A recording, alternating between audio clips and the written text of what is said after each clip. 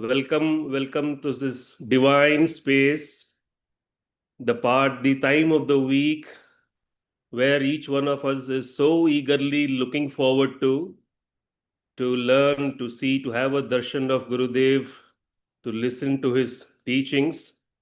I call it a divine space because the space is so sacred. This is the space of the Sangha. This is the energy that the Sangha has created with the guidance of Guruji, of Gurudev. Ma Meera has been busy traveling. As we do this satsang, she's currently conducting a wellness program in one of the corporates. So, as Gurudev keeps saying, work in the ashram is rapidly increasing, and everyone has become busy, and many of the sadhaks are expected to do multiple roles. So I have this opportunity to conduct the satsang today. So I just wanted to share one of my personal experiences in the last few months.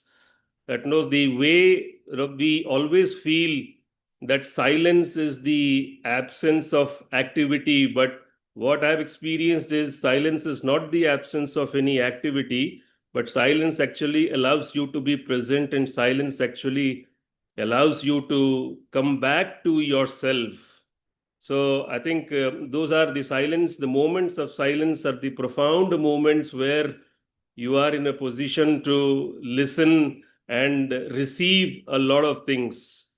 So with that, I make a very sincere request to each one of you to find your space of silence around you and inside you, so that we are able to listen to Gurudev today and receive all his teachings.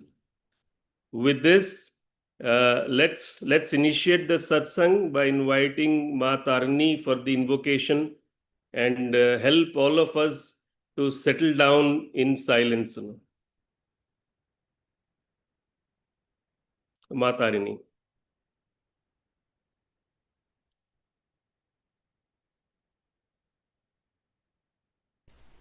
Pranam, pranam, sabhi ko.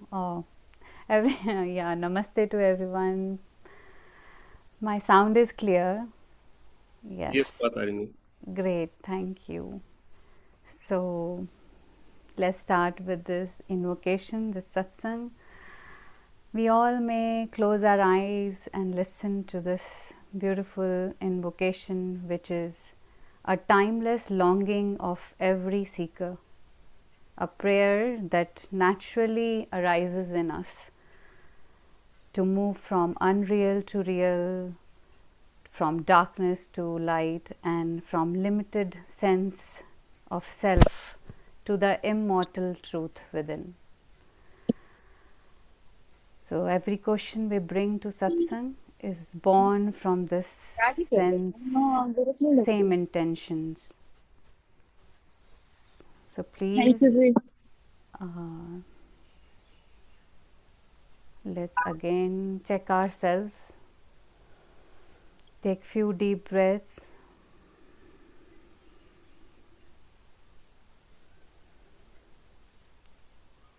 Om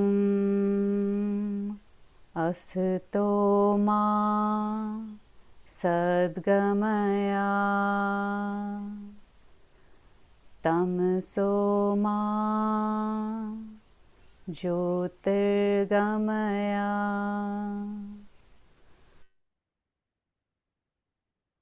Kurma Amritam Gamaya. Om Shanti Shanti Shanti.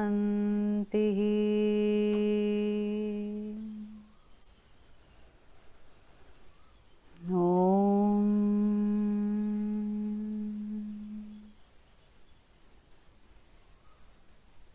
We will softly open our eyes and invite Gurudev to take this forward. Thank you.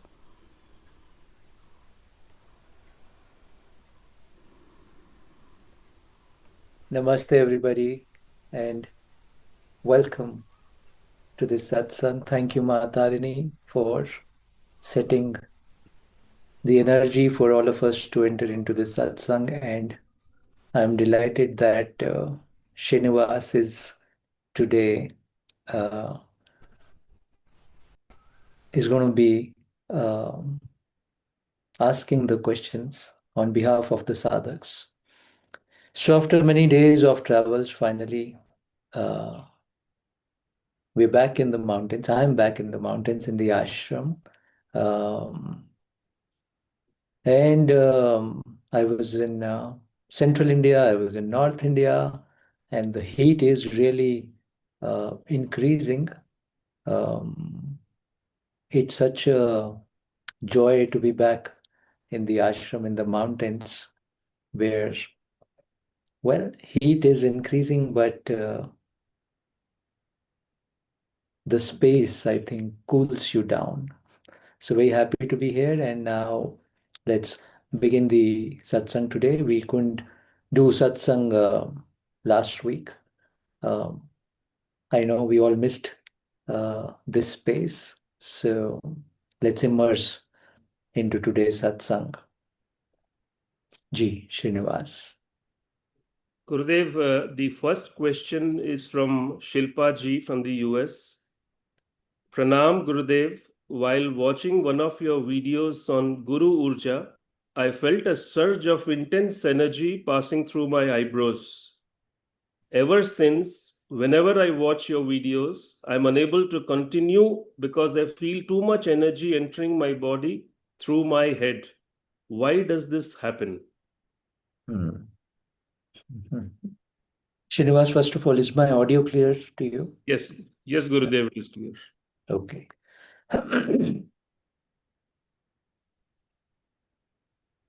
What do you think? What are these satsangs? What happens in a satsang? Is this just about the content that the Guru speaks? Is it just about the answer that you hear from my mouth through these words? I've said it in the past also. Satsang is not about content alone. Satsang is not about getting answer to your particular question alone. Well, both of that happens. But deeply, satsang is about some kind of transmission also. You receive. If the patra, which is the vessel in you, is ready, you receive. These words that I speak, this gaze that through which I look at you, these are just not the words. If you are ready, something is being transmitted from here. If your antennas can catch it, that's my whole objective. And in this yuga, in this time, in fact, to be honest with you, this was an experiment. I wanted to see, I wanted to check that through the digital medium, thousands of kilometers away, will this happen?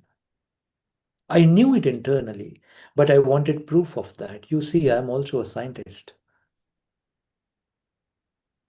There are sadhaks that we have who've been researching, scientifically researching on this. And they reported back to me many a times. They have all the equipments and fancy, very high technology gadgets to measure energies, to measure auras. And that's one of the research that we are doing. At some point, I'll share very openly about that. But the research is underway. These sadhaks were conducting these researches in the US, in some other parts of the world, during the live satsang.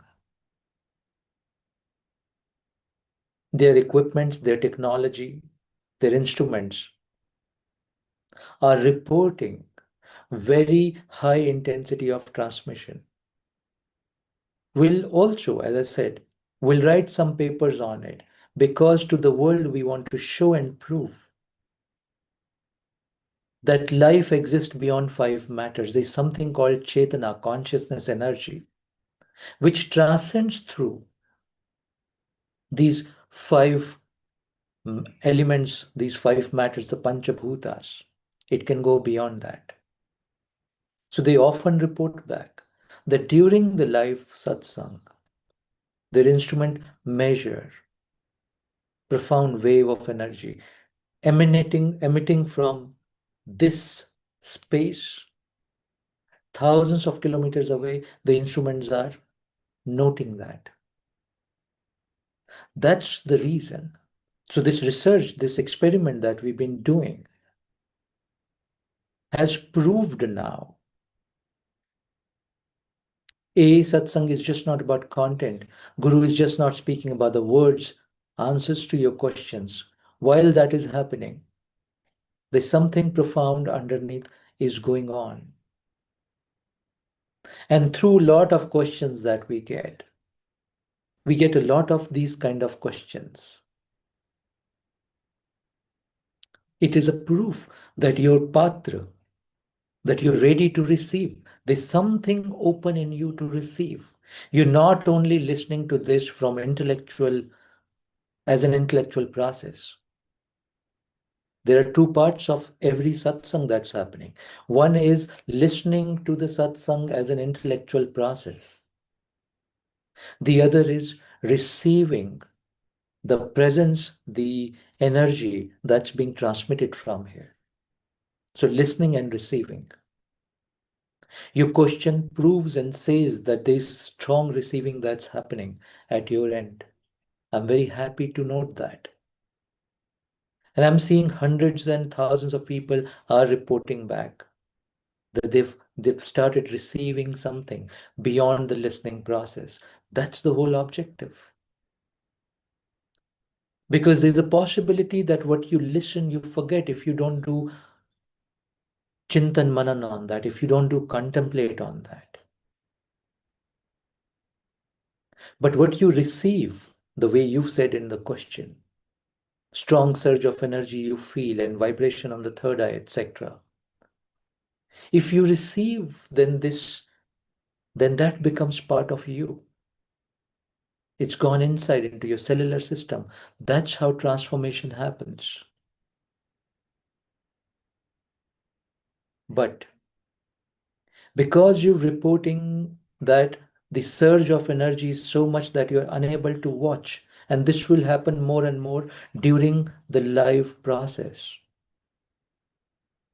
It will happen when you are watching the recorded versions of the video.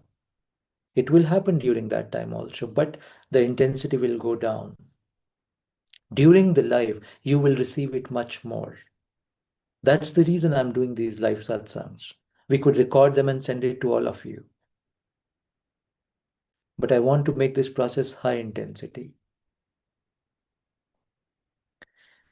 Now you're saying that the surge of energy is so much that you're unable to watch or be there for a longer time.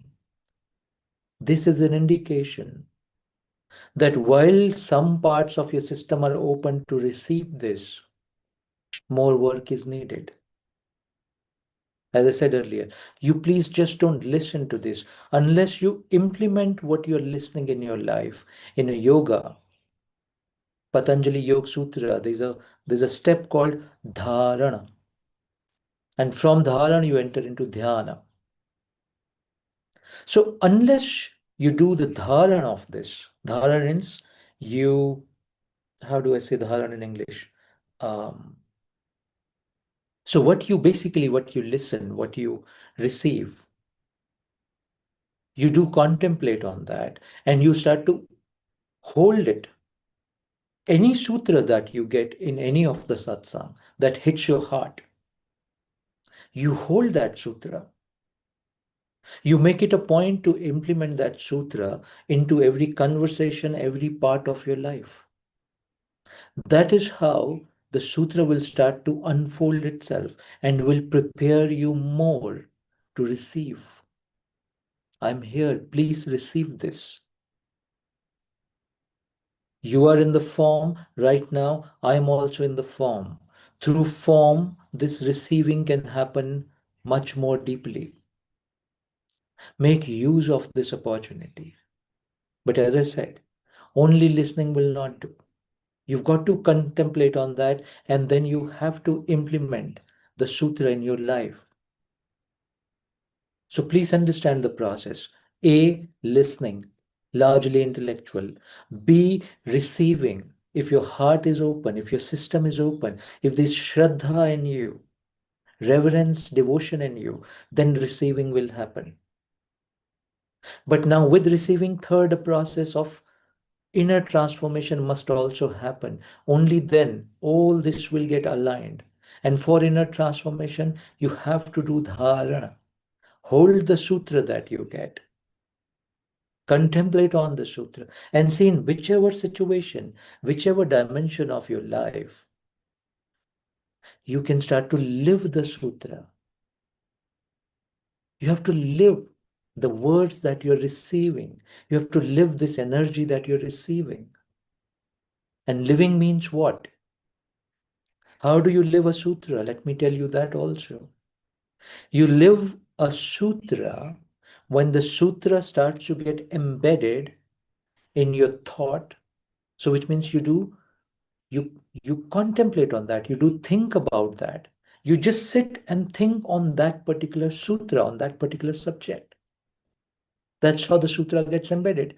Two, sutra will also get embedded through your speech. The more you talk about the sutra, the more the essence of the sutra starts to come in your speech while you're interacting with the world around. The more the sutra will start to get embedded in your life. And the third dimension of this embedding process is through your action, acts, behavior. Whatever you do using this body mechanics, which is your behavior, how do you make your hand gesture? How do you walk? How do you act/react/response in a certain situation? All of this is behavior, displayed behavior. When you start to implement the sutra, also in your displayed behavior, now the sutra starts to get deeply embedded into these three zones of your thoughts, your speech, and your actions, that is your behavior. Now, for the first time, you start to live the sutra. And when you live the sutra, the inner transformation starts to happen. And all three channels starts to get aligned. What are the three channels I talked about? Your process of listening, your process of receiving, and your process of inner transformation. All we are interested in is to transform from within, because we know we are not this.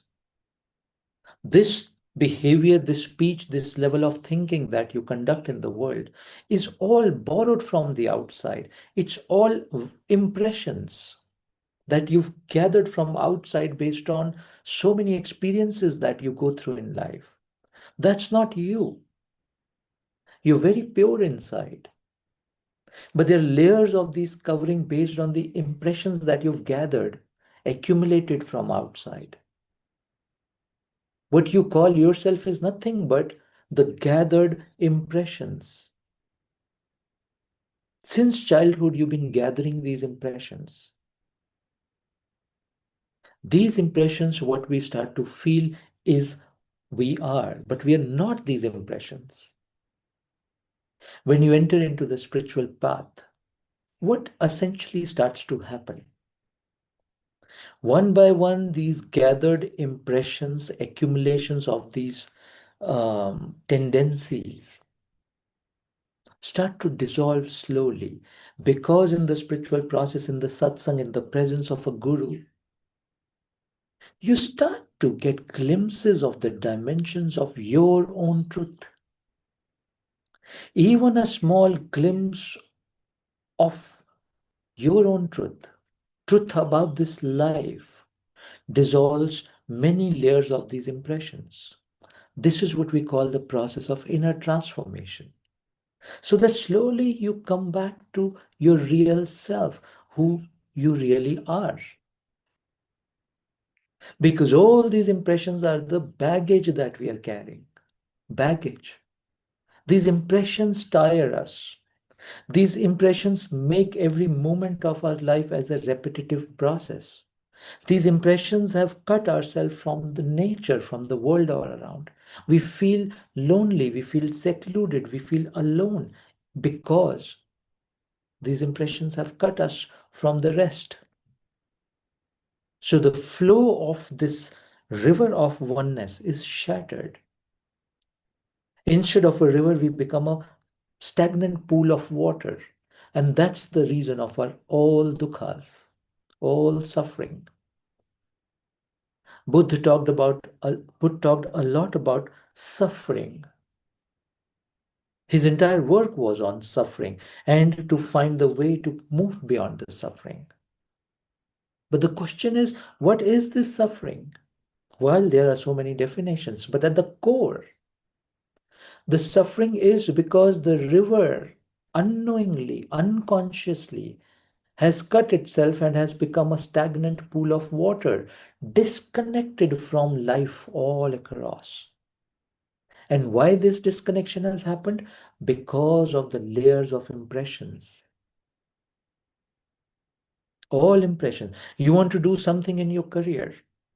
Why do you want to achieve something in your career? Because there are accumulated impressions that you've gathered from world, from society all around, which has convinced you that only when you do ABC in your career, you'll be termed as a successful human being.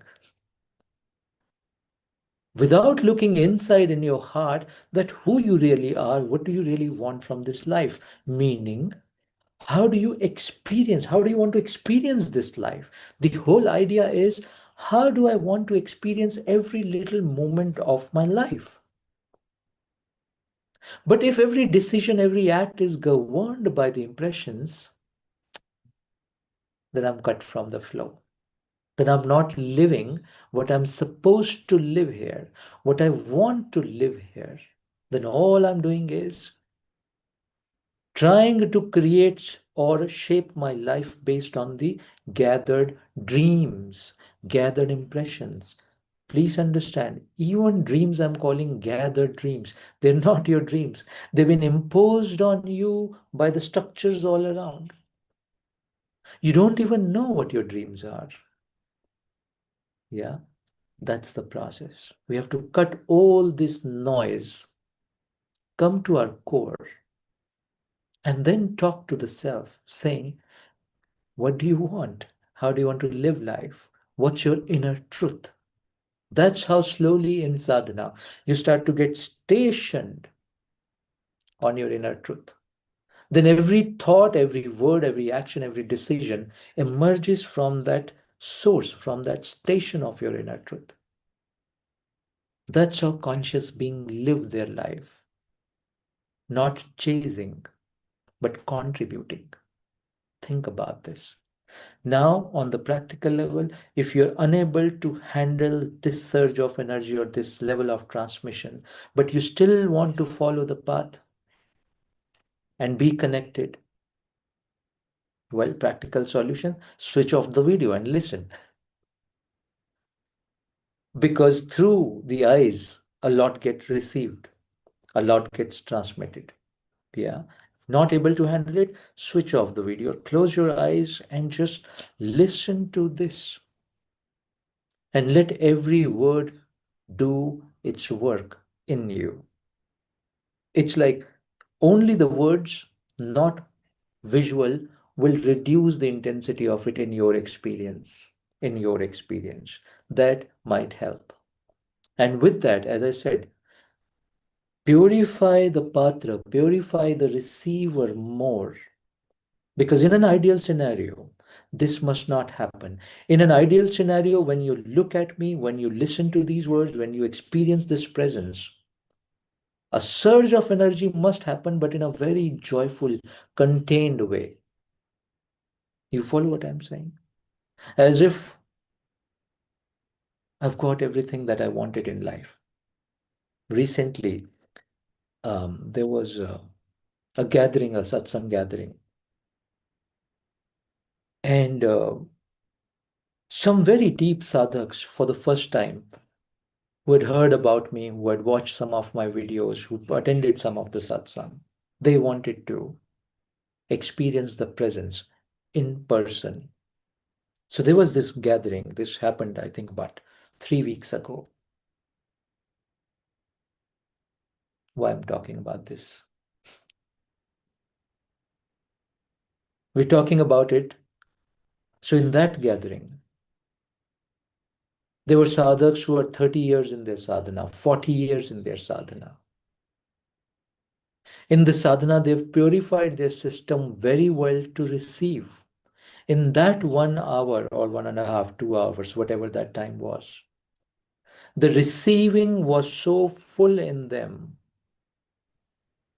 They reported, they said, they confessed that it feels at the age of 75, 80, or 50 years of sadhana and seeking and search, they felt it has ended today in that one meeting, in that one connection. They felt as if all their thirst of many lives is fulfilled today. That there was an upsurge of energy in each one of them, but it was not disturbing them because they had purified the system through various sadhanas to finally receive. And when you finally received with the purified system, the only thing that comes to you, the anubhava, the experience, is all my thirst is now quenched. I've come back home now. And the feeling of coming back home is very peaceful, very contented, very joyful, very settled. That's how eventually your receiving will start to happen, but maybe there's some more work that you need to do. Yeah. So I've given you a lot of pointers on this. This you must listen to a few more times and take out the sutras that you want to start to live in your life for the inner transformation to happen. Hope this helps. Thank you. G. Srinivas. Gurudev, the next question is from Namita ji from Maryland. It's a lengthy question. Pranam Gurudev, I seek your blessings and guidance. Kindly guide me on the proper method and rituals for the Shivalinga worship. Is it appropriate to have more than one Shivalinga in the same home temple? Please guide me on the do's and don'ts of Shiva worship, including any offerings to avoid. Regarding the Mahamrityunjaya mantra, how many times should it be chanted and can it be practiced regularly? With your compassionate permission, I humbly seek initiation from you if you deem me worthy.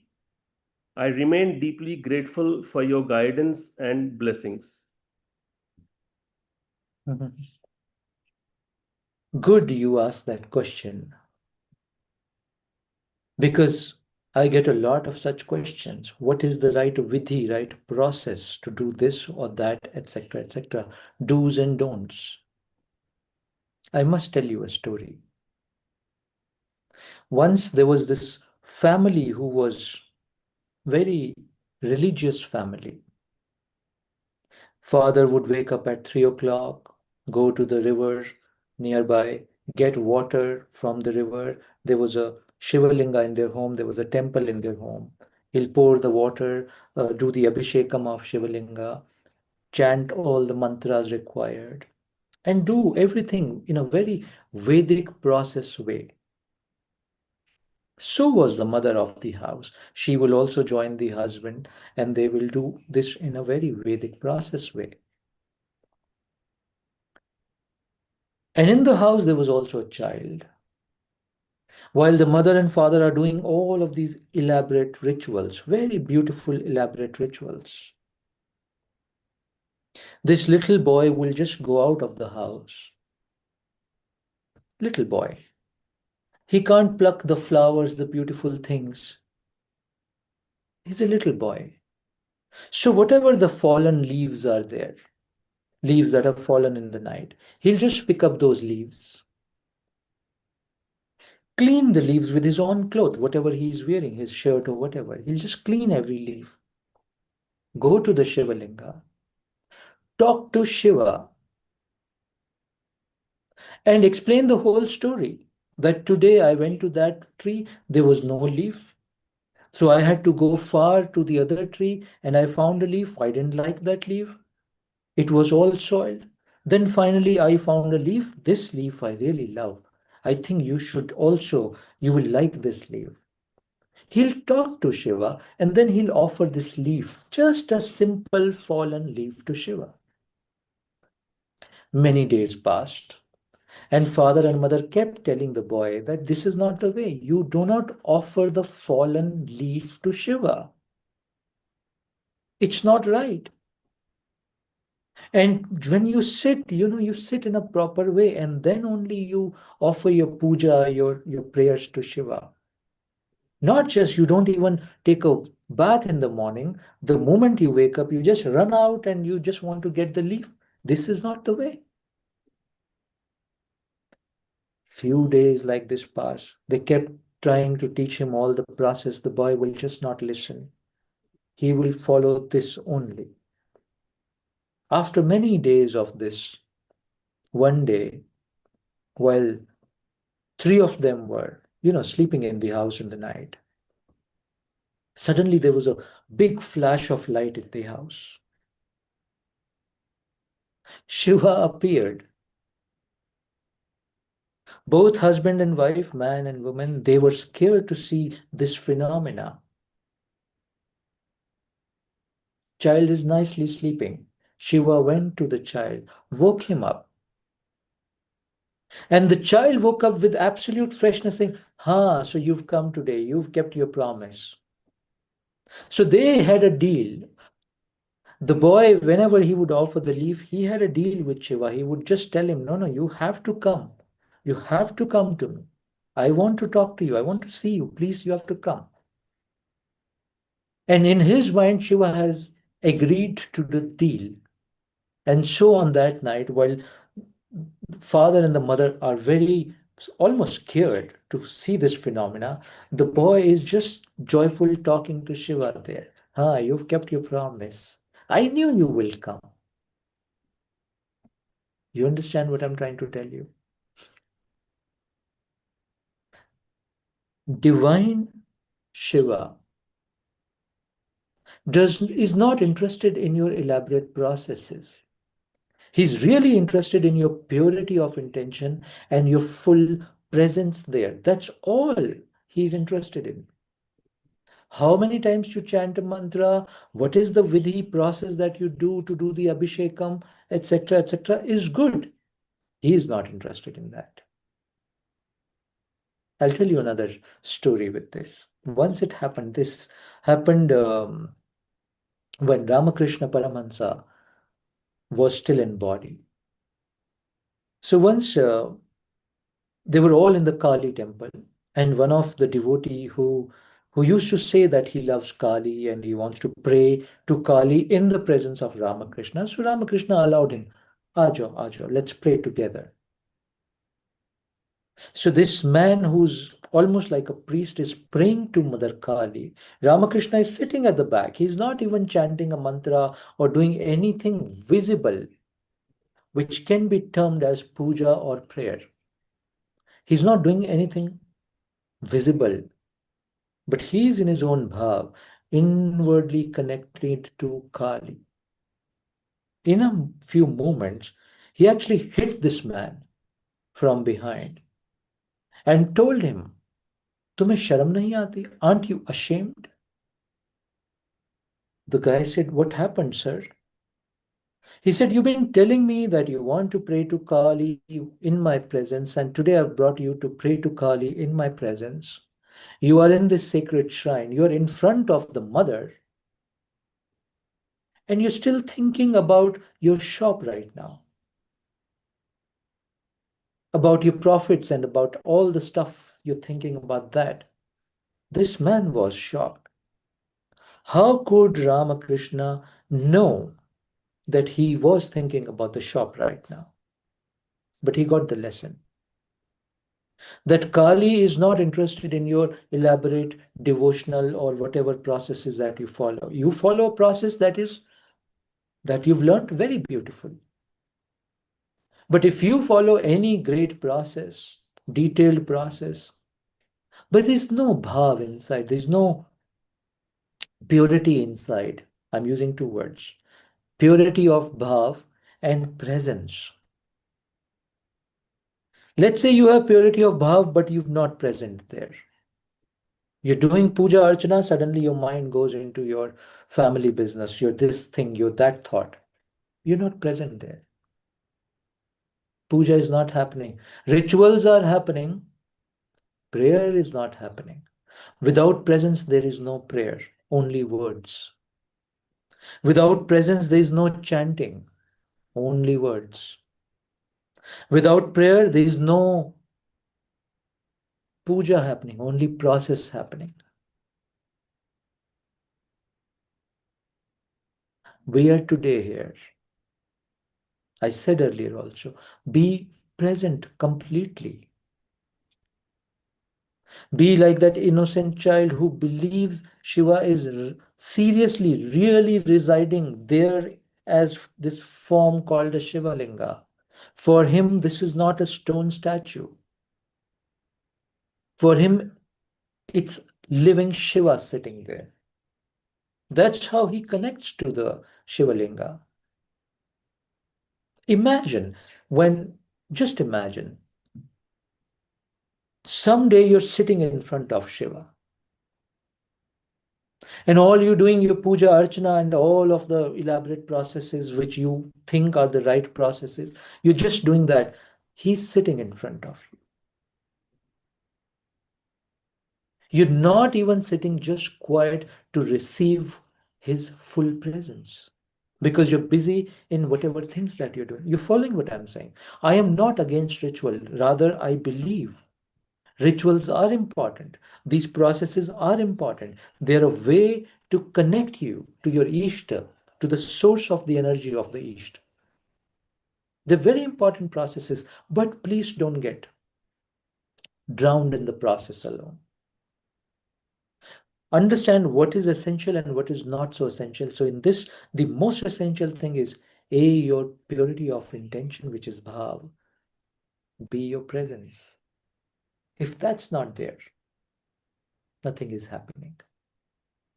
Last on this, I must tell you, every path that originates from the heart is the right path. So when you do a process, your puja, archana, offering to Shiva, if the way originates from your heart is the right way. You want to do a certain chant, Om Namah Shivaya or any other chant, if it originates from your heart, number then does not matter. Focus on that more. Why did we create numbers for this? Of course, there's a numerology science, we'll not go into that. But this was a way to discipline your mind. So somebody says, okay, do 108 chant of Om Namah Shivaya mantra. Beautiful. Why are they insisting on 108? Please understand this. It is to train your mind, to make you involved in the process so that it just does not become a hollow ritual for you. Repetition has its own beauty. It does something. So when you count 1, 2, and you're doing the mantra jap, what's really happening? You're training your mind. Repetition is helping. There's a whole numerology science behind this. And lastly, because you're counting with each chant, you have to be present. You understand what I'm saying? Otherwise, you're chanting and suddenly you're not present. You're gone. Suddenly you see it's a tape recorder happening. It's become a mechanical process. It happens a lot. It can happen even when you're counting the chanting, but if you're counting, there's a high chance you'll be more present. That is the reason we included some of these small tangents here and there.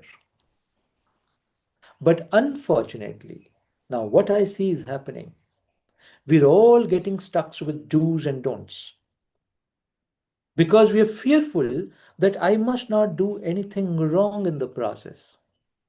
Let me repeat. We are fearful that I must not do anything wrong in my puja, in my process. Fearful?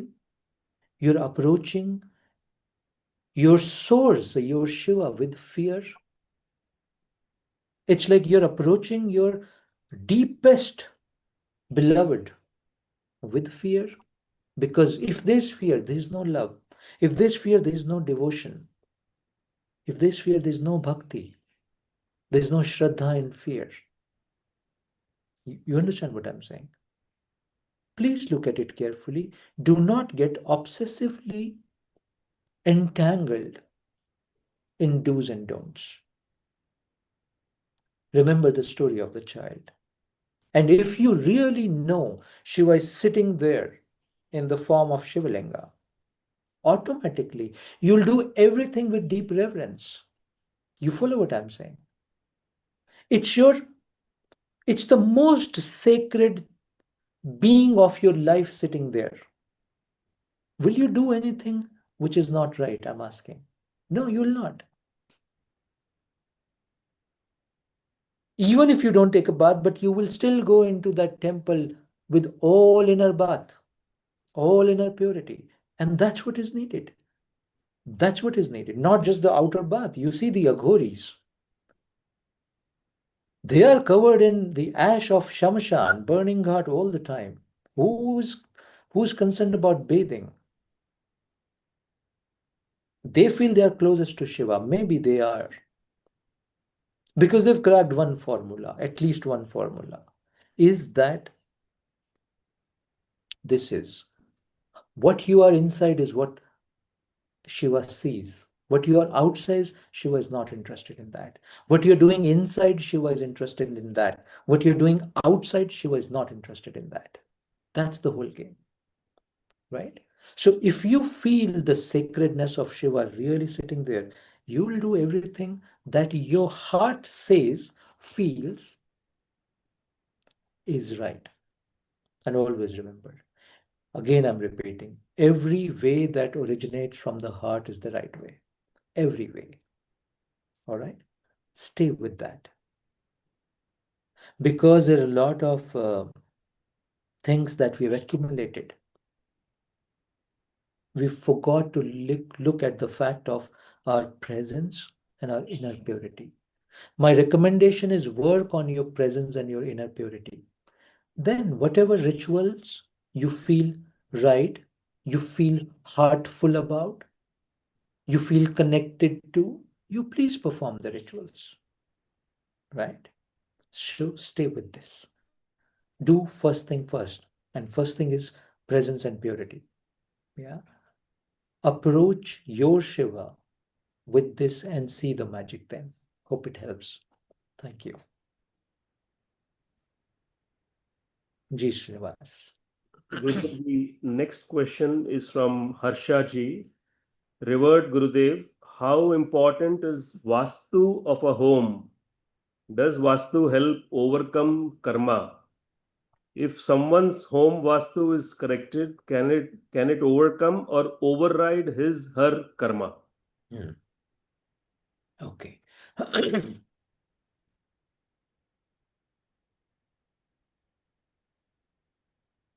You see, if we all know sun rises from the east,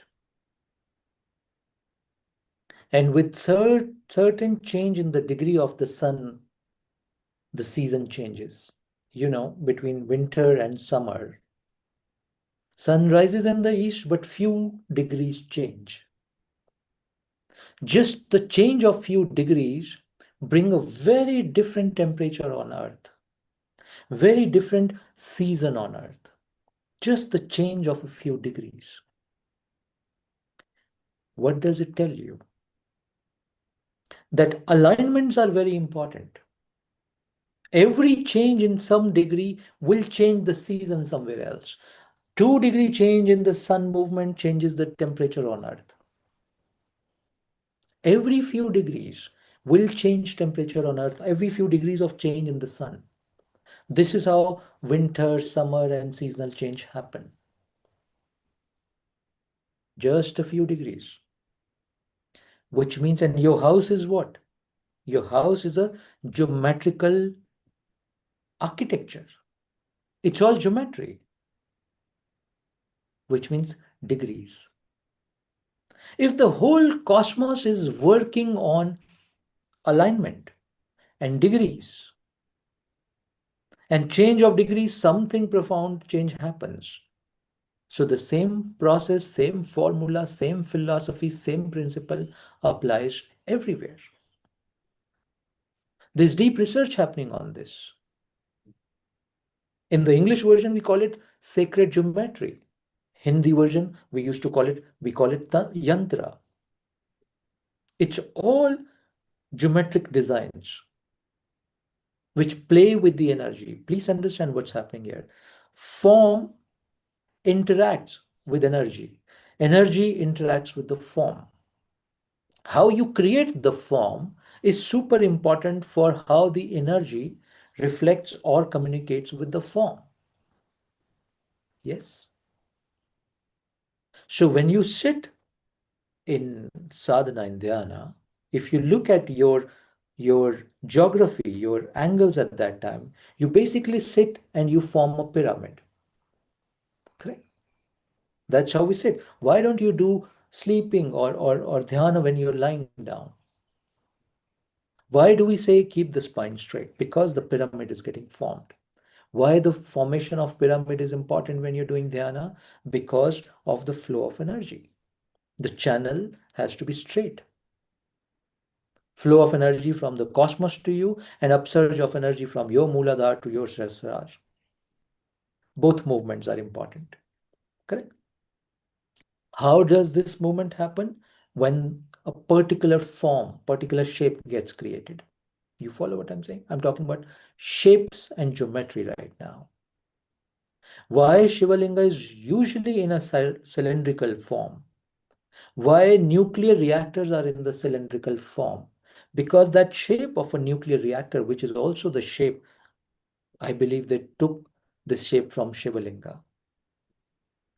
Because every shape that's cylindrical, like Shivalinga, contains energy. It does not dissipate energy. That's how the Shivalinga shape. And that is the reason, and it preserves the energy. That's the reason you see across the world. Most of the nuclear reactors are in the cylindrical form. We're talking about shapes, forms, and angles again. Please understand. And then the second principle, along with the shapes, forms, and angles, is elements. Everything here is 5 elements: earth, water, fire, air, space, period. These shapes and angles interact with the elements. These elements respond to the shapes. So shapes, energy, elements, they're all talking to each other all the time. From this understanding, rishis created Vastu Shastra, a whole science to create right shapes, angles, and placement of right elements at home, so that we're able to create, absorb, and generate right energy in the house, prosperity, peace in the house, more healing, nurturing in the house, all shapes, angles. So Vastu implementation in your living spaces, in your working spaces, is very essential. Now, caveat here. When I'm saying it's very essential, please do not be obsessed with it. Because your mind is such, if I tell you something is essential, your mind now suddenly starts to become very obsessed with it. No, don't get obsessed with it. It's simple. You don't need to spend a lot of money in that. It's very simple. Educate yourself a little more on this, that which direction is for which element, and then just play with it. Just read some bits about it. You don't have to go into the nth detail of that, right? That much understanding, a base level understanding and base level implementation is good enough. Number one. Number two, you ask, can it overcome karma? No, it cannot. You're creating a conducive space. It has nothing to do with your karma. Whatever your past is, you have to answer to that. Every deed that you've performed in the past or that you're performing right now, you're answerable to that, and that's karma. Every deed, you're answerable to that. There's no getting away from this. No matter how beautiful Vastu you create in your house. No, no. It does not override karma at all. What it does, it creates a right ambient, right atmosphere in your house so that you're able to bring more joy, more healing, more nurturing, more prosperity in the house with all of this, with this prosperity, with this joy, with this good relation, with this healing in the house. What do? You don't become more greedy of money. You use all of this to deepen your sadhana. We did not create this that you create good vastu so that now all your wishes are fulfilled. You're but still same unconscious being. What you were before vastu, how did it help? It just created a, a positive outside reality. But the negative inside reality remains the same. You follow what I'm saying? Vastu is about outer space. Sadhana is about inner space. If you're not using the positive outer space for creating positive inner space, you're lost. It's not helping you. In this spiritual journey, in the journey of truth, of realization, of awakening, then it's not helping you. It will only help if you use the outer positivity to generate, create more inner positivity. That must be the focus. And sorry, it will not override your karma. Yeah. Do not try to find quick fixes for your own deeds of the past. Be ready to face them with grace, with surrender, and with invocation to Shiva that give me enough power and strength and resilience and wisdom to live all that I must live as part of my destiny. And also with that, please, oh Shiva, just give me one blessing. Stay in my heart. Always stay in my heart. And let me know this. Because he's already staying in your heart. You do not know this. Please always stay in my heart and let me know this. So that all thoughts, words, and action from going forward are of sattvic nature, are of sacred nature. That's all you ask from Shiva. Hope it helps. And with that, we've come to the end of today's satsang. Please close your eyes, all of you.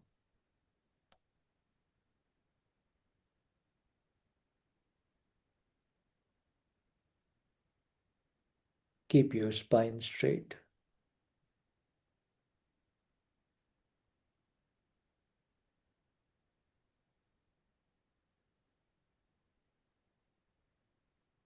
Take a deep, long inhalation.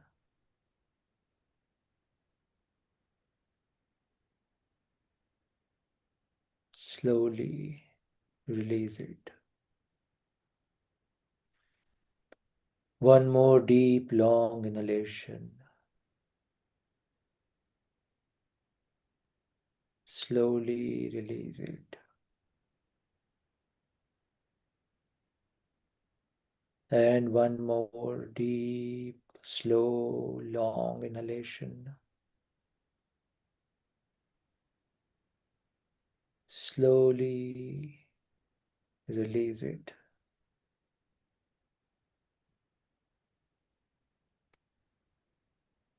Be fully present in this moment.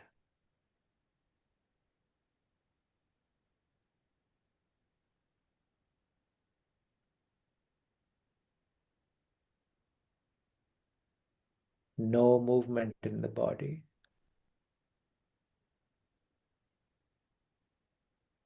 No movement in the mind. Just be here.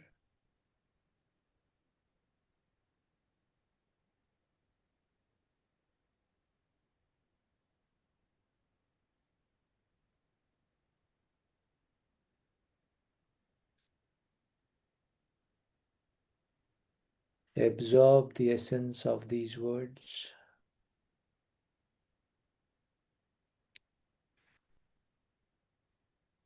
Receive this energy.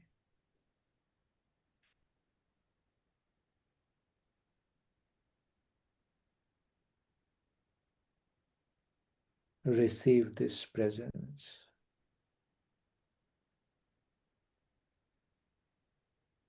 Let it go into every cell of your being.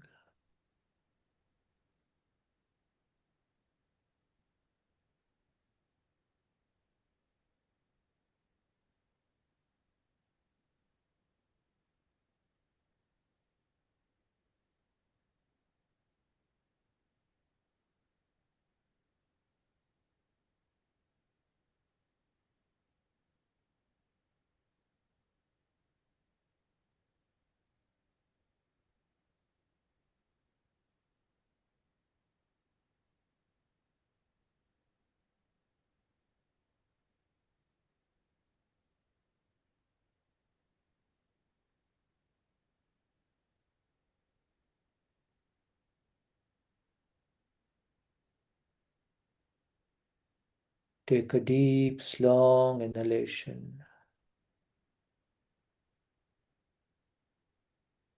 Slowly release it. With eyes still closed,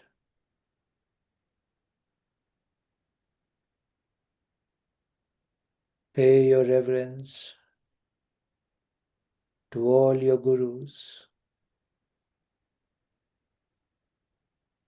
Thanks them,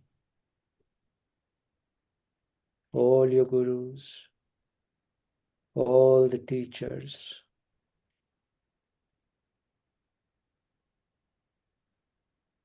your parents, your family,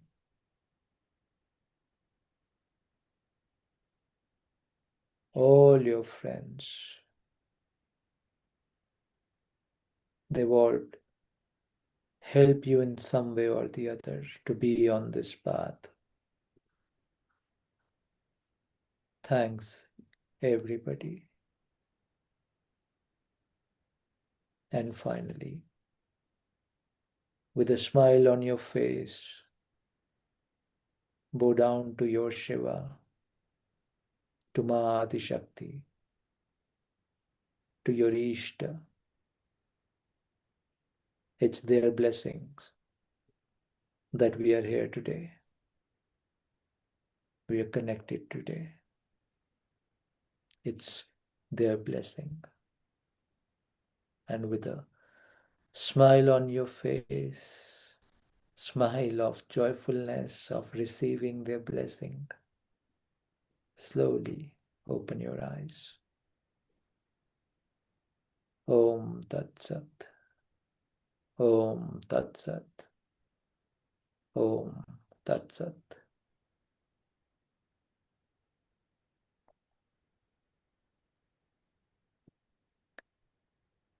So beautiful. So beautiful. And you know now, time for Darshan.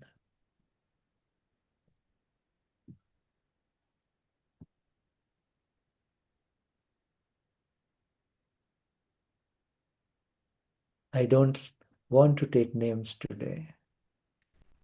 I just want to See you all. Give me a minute.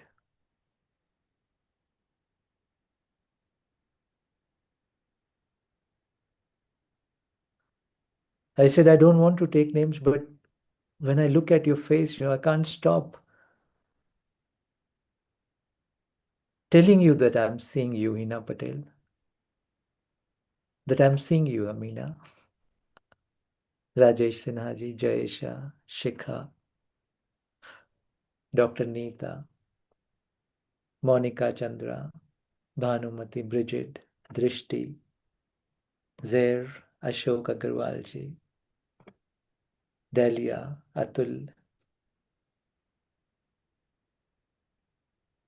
Atul Gogana. There's a story behind it. Sangeeta, Manina, Parul, Swami Shivdas, Arati Mehta, Shiv Sharma ji, Swami Anand Utsav, Hitishri Das, Avinash, Aparna, Rajesh Srinivasan, Kiran, Hemal, Ma Bhumija, Anna ji, Rebecca, Cherry, Suruchi and Sanjay ji, Kiran Ladwa, Harpreet, Lalita Lakshmi, Swami Sakshi, Mohit Garg, Pramila, Madhumita.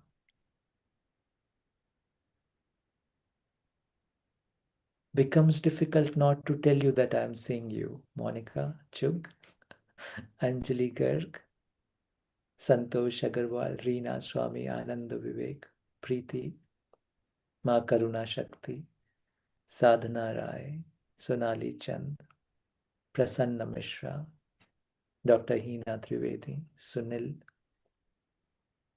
Sabina, Madhyan Bindya. But do not worry if I don't take your name, because I'm really seeing you, Anjubala, Thomas, Charulata, Sneha, Ma Prem Shraddha, Ma Chetan Srishti, Vijay Naichar, Lopamudra, Isha, Swami Dhere Kamal, Tanya Ghosh, Mona Bhaskar, Aishwarya, Parul Yadav, Preeti Ramesh,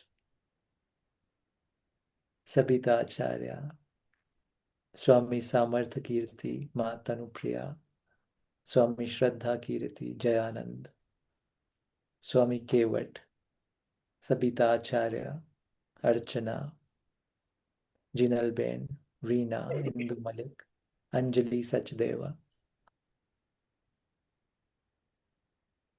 It feels it can go on and on. Greg and Victor Scott,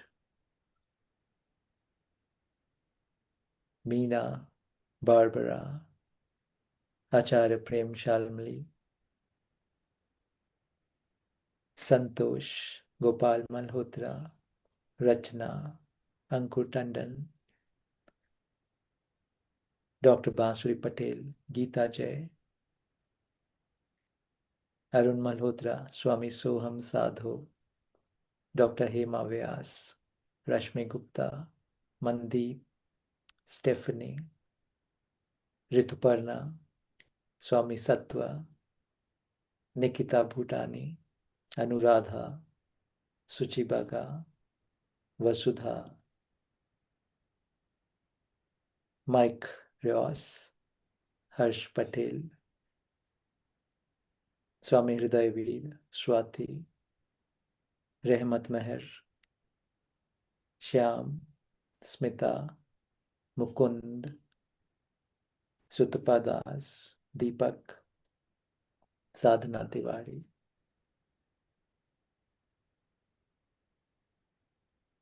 Vibhuti, Satwinder, Yatri, Meenakshi, Maharishi, Sahana, Rachna,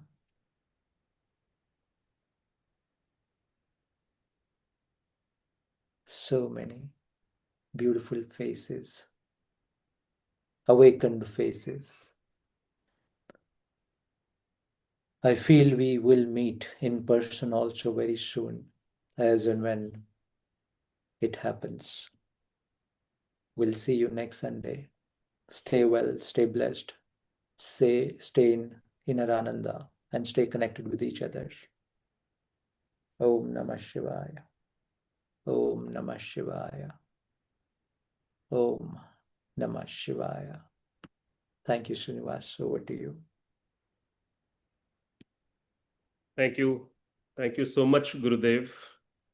It feels like this 1 hour just flies away. So we look forward to this 1 hour, this part of the week so eagerly, and it just feels that is, when this 1 hour went by, never realized that. Thank you to the entire Sangha for being present. I mean, this sacred energy, the sacred space that we've all created is the space, is our space. And we look forward to such being in such spaces more often. So let's carry this sacred energy and let's carry this stillness during the week. And please be generous to share with an open heart all your experiences and feelings. uh, I know that Gurudev individually goes through all the messages and all the experiences that each one of you share on the YouTube link and on the group WhatsApp group as well. So please share all your experiences and feelings over there. So with that, thank you once again, and thank you so much for being present.